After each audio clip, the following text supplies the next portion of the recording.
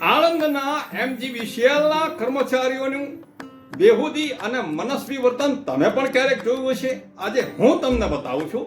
આંખોથી જોવા છતાં અનદેખું કરીને બેઠાડું જીવન જીવવા માટે ટેવાઈ ગયેલા આ અધિકારીઓનું આજે મનસ્વી વર્તન, આ તેનો જીવતો જાગતો પુરાવો અને દાખલો છે.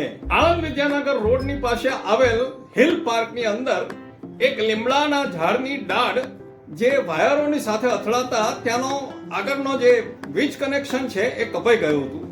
તેના કારણે તે લોકો ઝાડની ડાળી કાપવા માટે હિલ પાર્કની અંદર આવ્યા હતા. તે જ સમયે બાજુના ઝાડની ડાળી પણ ત્યાં આગળ વાયરોને અડતી હોવાના કારણે ત્યાં રહેલા આસપાસના રહીશોએ આ જે કર્મચારીઓ છે એ કર્મચારીઓને જણાવ્યું કે આ ડાળી પણ કાપી નાખો.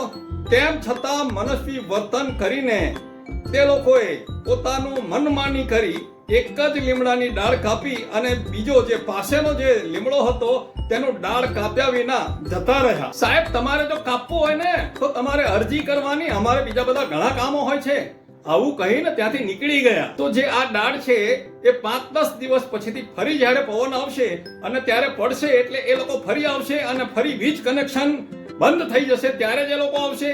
કોઈ અરજી કરે ત્યારે જ આવવાનું. ખરેખર જો જોવા જાય ને તો પૂરા ભારત દેશની અંદર સરકારી અને અર્ધ સરકારી કર્મચારીઓ અને ઓફિસરોનું જીવન બેઠાડું થઈ ગયું છે.